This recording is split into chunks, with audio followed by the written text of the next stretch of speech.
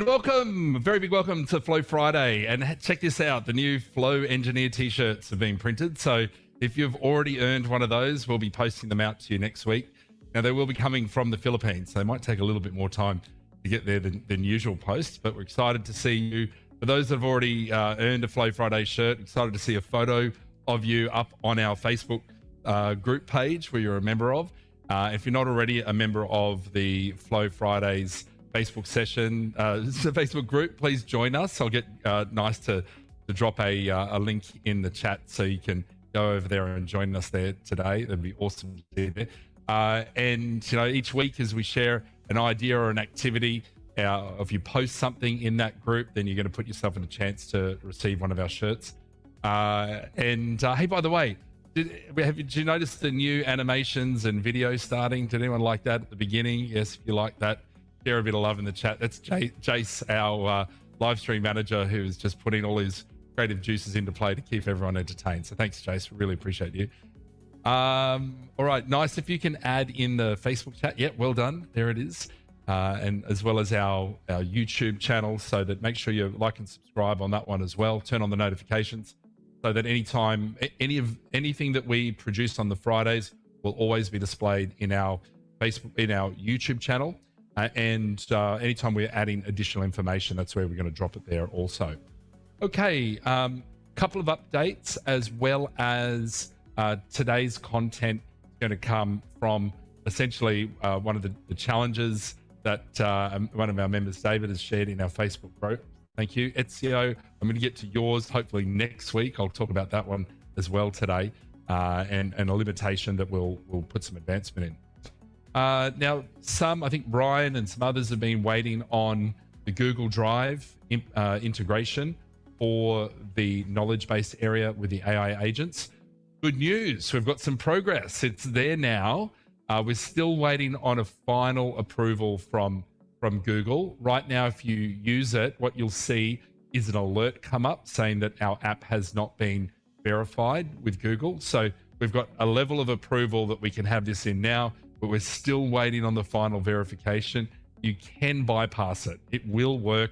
It is safe. Just Google hasn't done their final step. So please jump in, have some fun with it, and get started.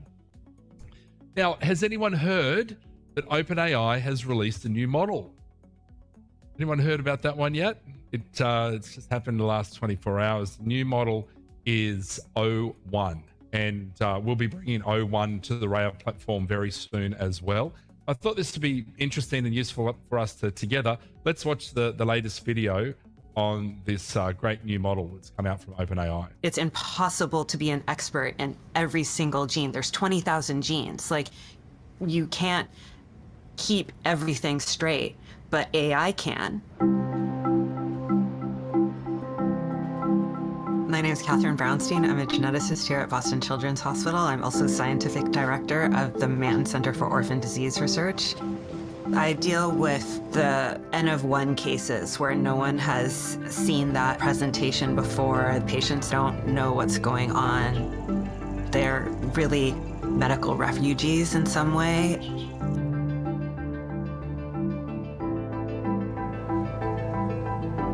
It's like wing walking. Like, you're seeing things, and you're seeing genetic things, you're seeing phenotypic things, and you're trying to connect them, and none of it's been seen before, but like, you think you are the only one in the world, but really sometimes there's a whole community. They just haven't come together yet.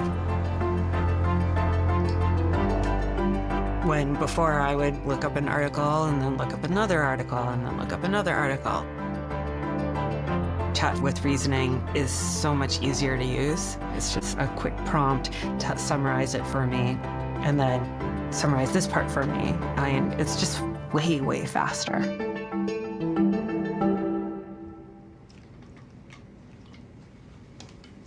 This is a case of excruciating pain in their bladder. We can't figure out why. So I can go here and say, can you tell me about citrate synthase?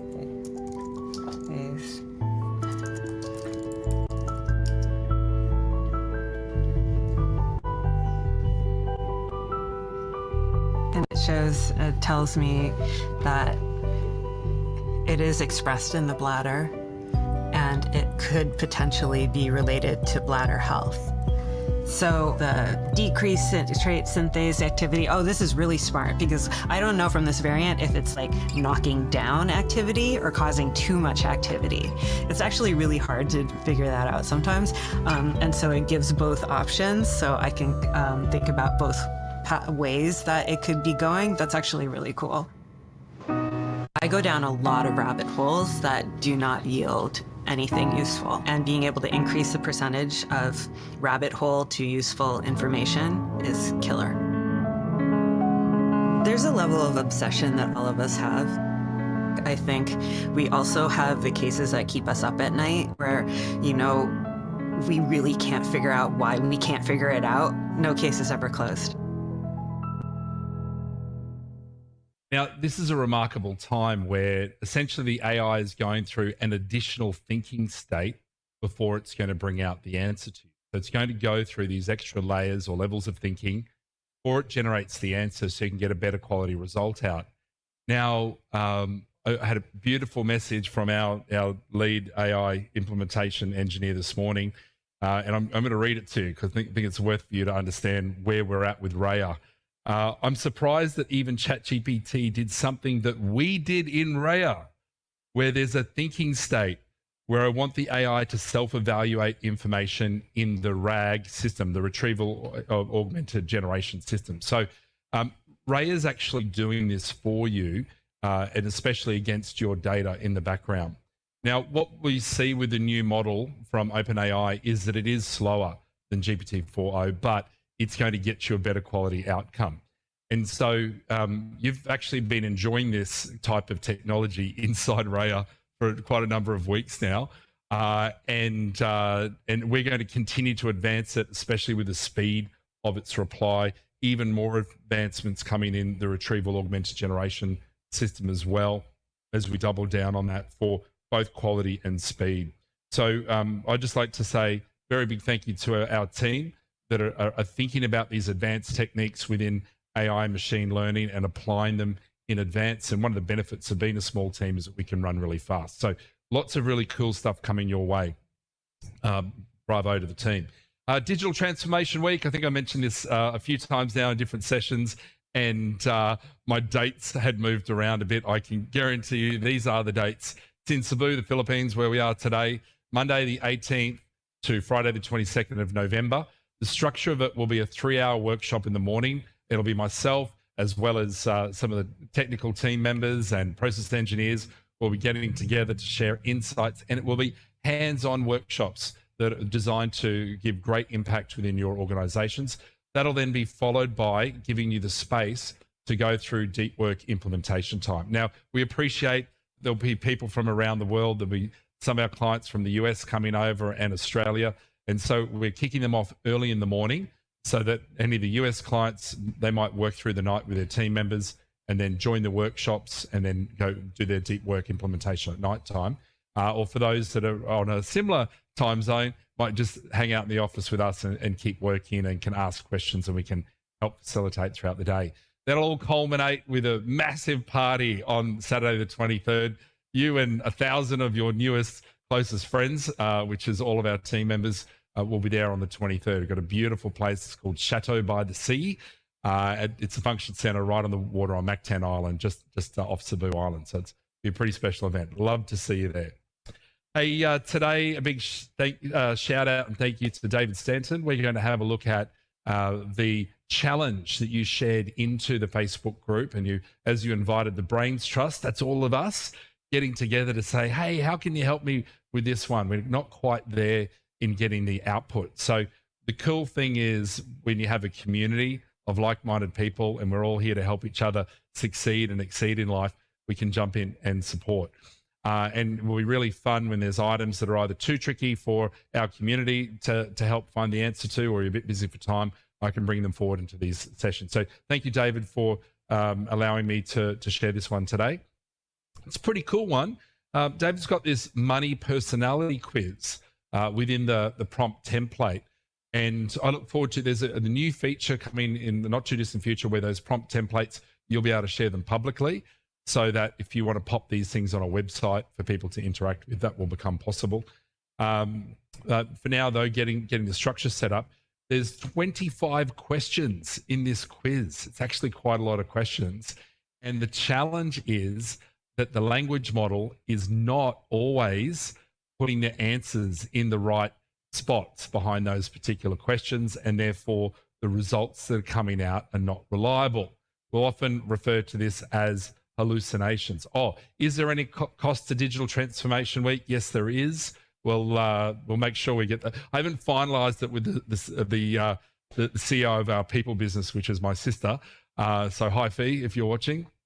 We'll get that locked down by next week. There'll be a very attractive early bird pricing, and it will go up as we get closer to the time, because we will limit the seats there because we've only got so much space. Because you'll be joining us in our offices, so we've got some spare seating, but it'll be a limited crew. We'll also I believe we'll do a live stream for it as well for those that are unable to travel. Better to be in person. It'll be a magical experience. Okay, so here's what it looked like when all these answers came out in the prompt template. And David was really good with your documentation to share, both pointing out where the challenges are, but also sharing the prompts. And from that, I could quickly get through and get some resolution to it. So let's jump into Raya. And nice if you could share the worksheet for today. And we'll go and take a look at this problem. And really what's going to happen today is two things. We're going to be looking at some advanced prompt engineering, but I'm also going to start with a higher level thinking of why we may have hit this problem. You've got the AI answer, you've got a prompt template with 25 questions. The answers are put into each of those 25 questions, but the output isn't aligning fully. And so today I'm going to reference both human intelligence and artificial intelligence. We're going to think about how the brain works and how AI works, and both the models as well as the actual techniques that we use. And we'll see this crazy correlation between the two. And I believe that will help you in all your future prompt engineering challenges that you might have in a similar basis. So great to see people are jumping on to the worksheet. So here's what we're covering. Structure-wise, we'll talk about the challenge. I'm going to share some insights about treating artificial intelligence like human intelligence. Short-term and long-term memory, because that's a core component of this. We'll look at how the brain works. Then we'll look at prompt template version 1, and then we'll have a look at prompt template version 2. I'll also share with you a couple of the errors that I made when I was doing my flow engineering process of getting to the outcome that I desired, and what you can look out for yourself and how you handle those errors. So I think today's a nice deep learning day in this area. I hope you find it really enjoyable and insightful. So here's the challenge. When creating a long prompt template with 25 questions, the AI agent is not giving accurate answers. Here's David's challenge. The AI does not correctly collate the quiz taker's responses. In some instances, it uses agree, even though disagree was keyed. So in each question, it only has agree or disagree. So in some aspects, there's simplicity, because each of the questions is agree or disagree. Some aspects, there's simplicity. Whilst realizing the AI responses are unique for each query, is there a way to provide more consistent outputs formats?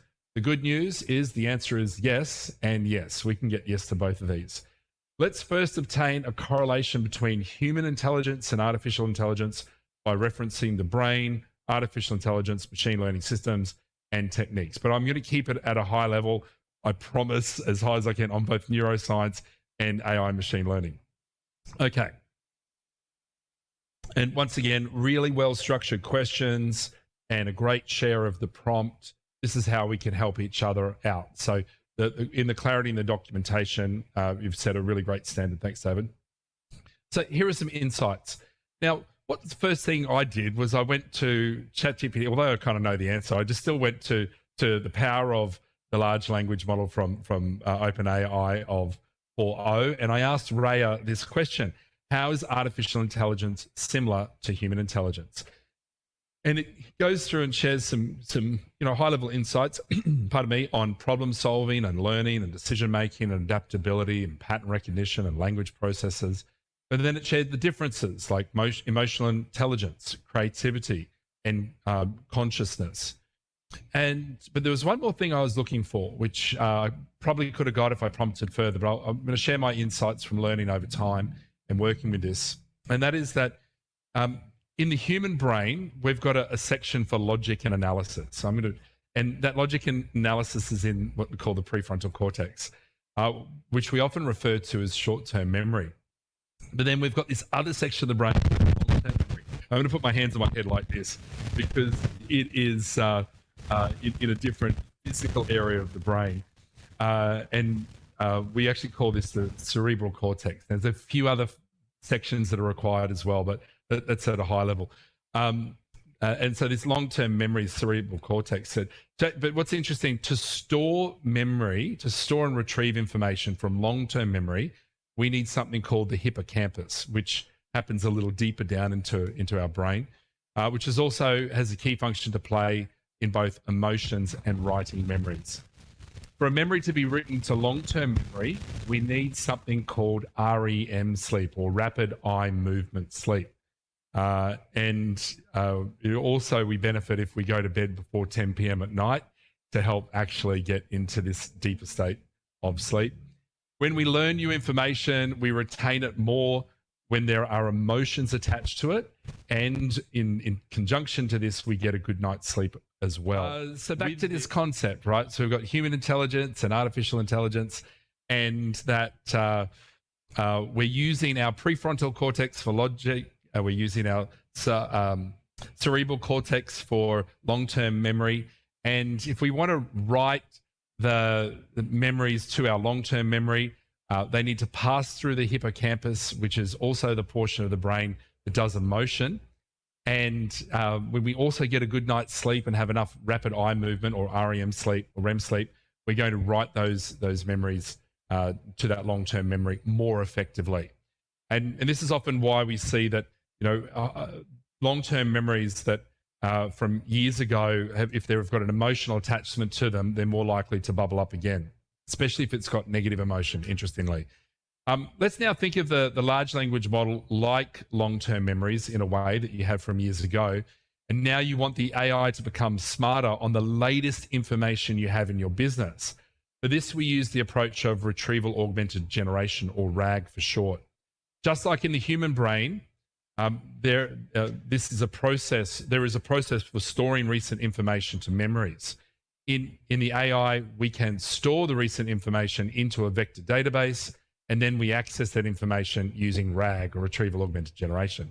When we combine the LLM plus the RAG in the vector database, plus our prompts, then we can actually get out what we need.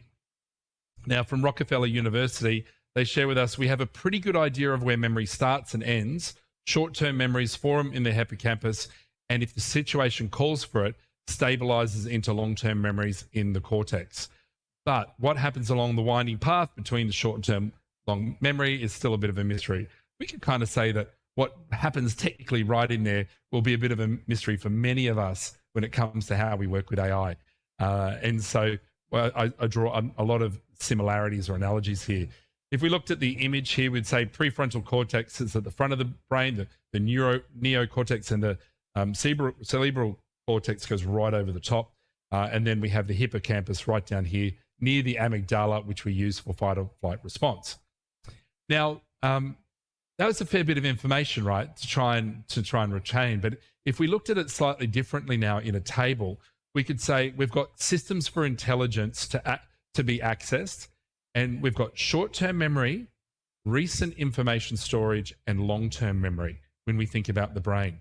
Now, our functions of intelligence are things like logic and reasoning, which we associated with our short-term memory. Then we've got recent and long-term memory and feelings as well, which requires REM sleep. That's important for the storage. And then we've got our long-term memory once it's been stored. Now, the sections of the human brain that help us with short-term memory, prefrontal cortex, recent information storage, hippocampus is required, And then for the long-term memory, we're going to require the cerebral cortex, but we'll also engage our prefrontal cortex in order to process that in a logical format. And so then we've got artificial intelligence. It's sort of like the prompting that we do is like that thinking or the questions that we ask or that knowledge just in that moment that we're curious about. And we then use retrieval augmented generation to access the recent information that we've stored, as well as the large language model like long-term memory. And we bring all this together so that we can get the results we're after. So we've got this sort of alignment in the way that the human brain works and the AI is working in the techniques in order to get us the results we're after. So from my perspective, having this table that summarizes the data makes it easier to understand as the correlations and associations between each other become a lot clearer than just doing large texts of data. Now, this is all going to become very relevant in the context of today's challenge. The next thing is, well, why is this the case? Well, the research informs us that the brain can only store 7 items in short-term memory and only for 20 seconds. How about that? Anyone ever felt like a goldfish where the information goes in one ear and out the other? Have you ever, and just respond to this one in the chat, have you ever verbally been given a list of items to purchase from the shops only to find out when you got there or at home you've actually forgotten an item? Pop a 1 in the chat if you've ever experienced that before. Great. I'm just checking. I'm talking to humans and not robots, right? So that's right. And we kind of learn a lesson that maybe I should, create a list. So what we tend to learn from this is we need to write the list out so that we can reference it when we need it. Now, the big spoiler alert is that we can use this same concept in artificial intelligence. Now, here's some of the statistics on the brain. Short-term memory can hold up to 7 pieces of information at the same time and only for approximately 20 seconds. Oh my goodness, we've got some limitations in our hardware and our software. So here's the trick. The table summarizes the information into a smaller chunk, making it easier for our short-term memory to hold on to. So we had the paragraphs of information, I showed you the image, and then the table actually gave us this clearer summary with the specific pieces of information that makes it easier for us to hold in our short-term memory. We're going to use that same approach to summarize information into a table to help solve David's problem today. And we're really approaching this just like human intelligence, and we're using, in human intelligence, we need to use certain parts of the brain in a process in order to be effective. And the same thing happens in artificial intelligence.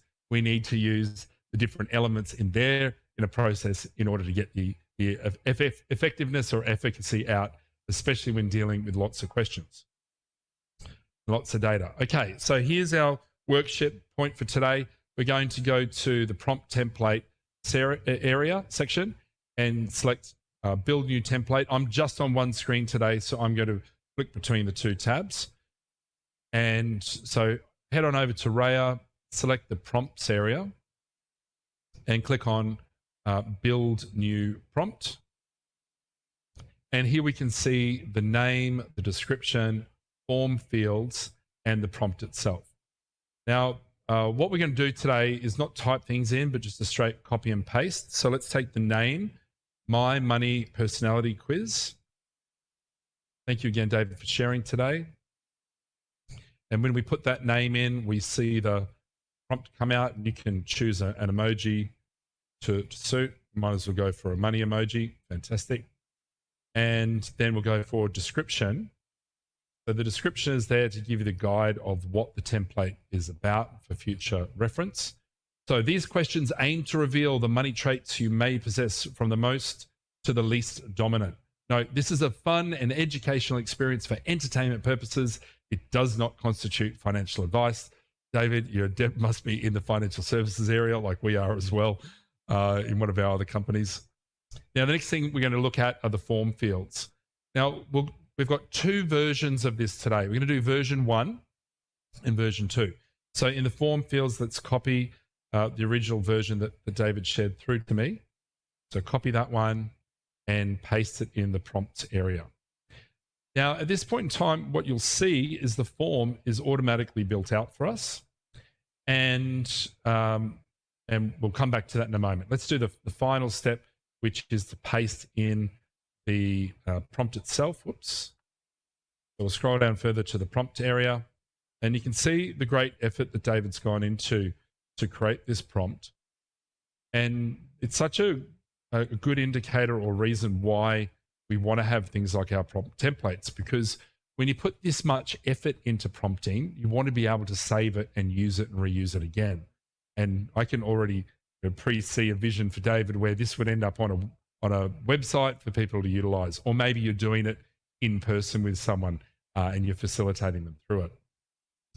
So the challenge that David faced was that when you fill this out with those 25 questions, the AI wasn't correlating the answers correctly at each point. Now, over to the crowd. If I was going to ask you 25 questions if I was going to share 25 questions and the answers to each of those, or let me say again, if I was to ask you a question and it gave you the answer and it's this one, let's do the first one. If I was to say to you, I prefer to enjoy life without worrying too much about my finance, agree or disagree? And the answer is agree. Do you think you could remember that and bounce it back to me in just the one question? Pop a 1 in the chat if you think you could do 1. Not a trick question. I think we could all do that, right? Fantastic. But if I gave you 2 or 3, or by the time we get to 7, it's going to get harder. 25, not a chance, right? That unless you'd really trained for this, it would be really challenging to do. So why don't we think about that challenge that we have as a human in a similar aspect that the AI may also have a challenge with this. And what we learned earlier, or you may have picked up on, was that when I shared a bulk of information, but then I summarized it in a table, it suddenly became a bit clearer. So we're going to do that. We're going to take that thinking as well as one other. So I'll share this here. The challenge David has seen is that the agent and the LLM is not correctly associating the answers of the 25 questions. So for example, here at question 15, it was disagree, but the LLM put agree. So I got a little bit confused along the way. I expected too much from my AI in my first attempt. Hey, I'm so glad you did though, because this is such an important learning that we haven't covered yet. So I really want to encourage everyone, when you hit the challenges, one of the things that we do as humans, it's like, oh, it gets hard, because norepinephrine increases in our brain, and that's great for focus and attention, but man, it's no good for solving problems. It's a little bit like a stress hormone, and we end up procrastinating. What you can do now is just go and put that challenge into the Facebook group, and we can either work on it and help each other out together. We can work to help you prior to the session, or we can all learn together on days like this. All right. And so the LLM is also going to have some limitations, just like human memory. Remember our example of going to the shops? The answer to remembering all the items to buy is to write each down. If you actually write it down, then you can reference it again. So let's help the AI with the same approach by doing 2 things in the prompting. First thing we're going to do is actually add labels to each of the questions, because what we have here in this first pass is, and this makes sense when you're putting all the information in, is that you might just have question 1, question 2, question 3, and it's only our placeholder that is displaying the preferred label. And so we're going to bring that in to be a little bit more specific in the approach. The second thing we're going to do is to ask the AI to summarize the answers in a table before making its assessment. So we're actually going to give it that same structured like list format or the table format, so it's got a better reference in its approach. And this is part of this deeper thinking that's going on. And thanks to Regs and the team for taking this approach that you could now be doing over in what will be a new, more expensive model from OpenAI, or you can get some of the same benefits just here in Raya as well, of this deeper thinking that goes on. Okay, so here is the update to the form. Now, what we'll do is we'll copy and paste all of this over, but here's the differentiator. I've put in here, I'll change it from question 1 and then to the label, the placeholder, they've actually changed what will be the label to the full question. So let's copy the next slot all the way down to question 25. And in our form fields. Now, what I recommend you do is you select it all and delete it to make sure that it's clean and clear, and then paste in the new version. And what you'll see on the right-hand side is Q1, I prefer to enjoy life without worrying too much about it.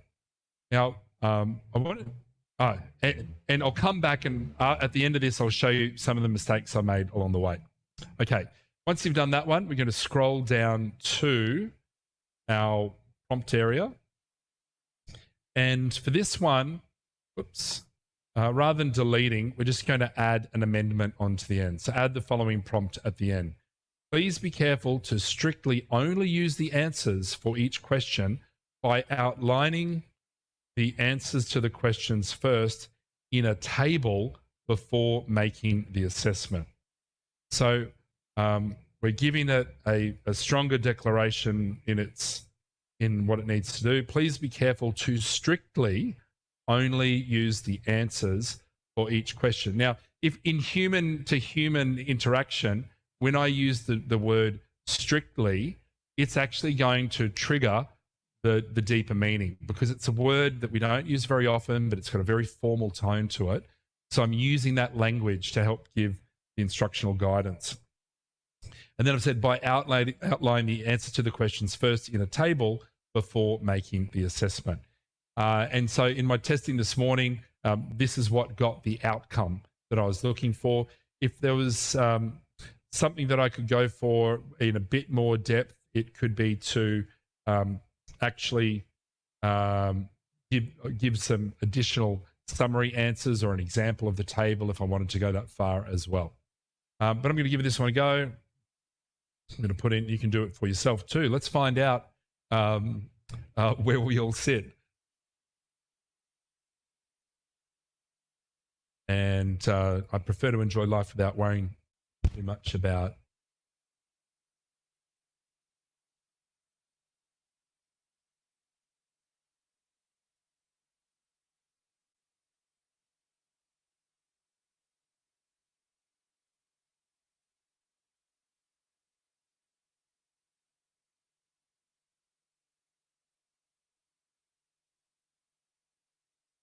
all right, I prioritize my spending on experiences rather than material possessions. I mean, this one's personal. I'm going to put some random items in now just to keep the speed up. Otherwise, I'll take too long reading our session today. So a bit random. Okay. Which I might turn out to look schizophrenic as a result of this by the end of it. We'll see what we get. And there's the final one. Okay. Now from here I can run the prompt.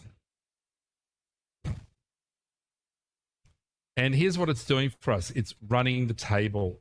Created the table first with the question and then the answer. And then at the end of it, it's going to give the dominant and least dominant categories. So it's got free spirit, butterfly. I'm a butterfly today. How about that? I turned out I was something else earlier. Investigator, hawk, spender, dolphin, planner, fox, and security, owl. It's really cool. And then the dominant animal, I come out as a free-spirited butterfly based on my randomness today. Now, there's a visual representation that's been delivered here for a pie chart. In some upcoming releases, we'll actually see some additional code added into Raya.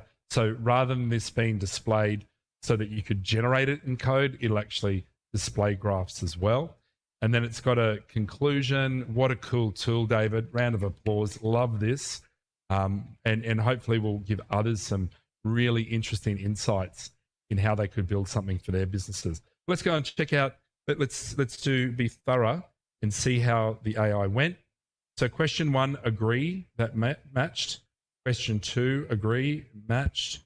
3, agree. 4, disagree. 5, disagree. 6, disagree. 7, disagree. Bring this up. We're looking pretty solid, aren't we? Agree, disagree. Yep, it's all matching. 13, 3, great. 14. What are your thoughts, David? This working out for you too? Yeah. Cool. Yeah, it looks like it nailed it. So there you go. The answer to this one is really coming back to understanding the principles of how the brain works and applying those principles to how AI works. So what I hope for everyone today is you're deepening your knowledge, not just following me blindly, but getting deeper into why these things work so that it can increase your skill set as you're applying these approaches. Now, a couple of tips on what, here's some things I made some mistakes when I was setting this up at 4 o'clock this morning in preparation for the session, was I put in, let's say in question 1, I'm going to zoom in a bit so it's easier for you to see. On question 1, I put in a dash. Look what happened when I put the dash in. Can anyone spot the difference between question 1 and question 2 after I put a dash between?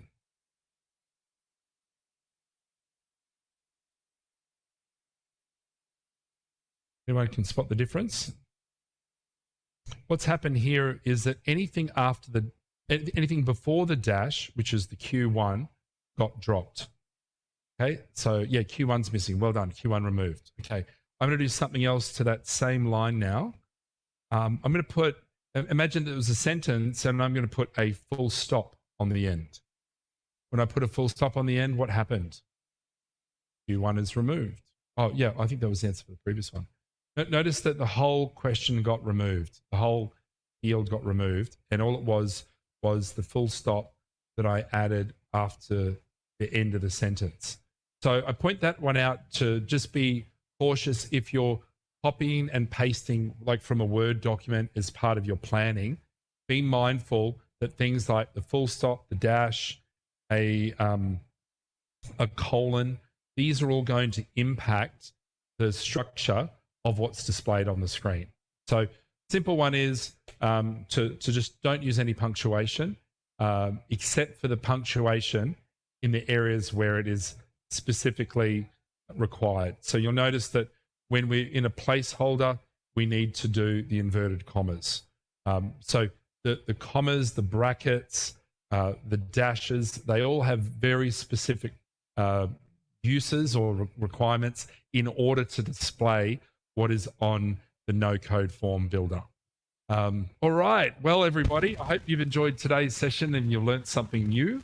It's certainly fun to be able to solve a problem that anyone shares. So do feel free to share those into our Facebook group. If you haven't been there before, we'll share that link again. It's over here in AI Agent Flow Engineers. Everyone's welcome to join and welcome to share their ideas. I think, and this is also, if you've been registered or awarded a t-shirt, David, you're going to get a t-shirt coming your way too for contributing today. Thank you, Flow Engineer. This is the zone where it all happens, right? So sharing our ideas, if you've got, and look, randomly share stuff that you've found successful, okay? Put them in and you never know, you may very well get a t-shirt coming your way as well. Hey, thanks, Chris, for the support. That was a very good demo of practical design problem. Thank you. And yeah, thank you to David as well. Very updated, very detailed update from David. Thank you for your thinking. You're most welcome. Ryan shared new Google Drive. Can't seem to access our Google shared drive from it. Will this be separate? Ooh, not sure. Jen, can you reach out to Ryan and do some testing with him? Maybe jump on a call if there's time today, or if not Monday. That would be great. Because we by default don't use Google Drive in our organization, so we'd love to make sure it's working for you. Awesome. All right, team, thank you. I feel like I've got one more thing to share with you. Yeah, that's right. Ezio asked, he's got a challenge. I think, did you share it in the group or to me directly? I can't remember which one it was.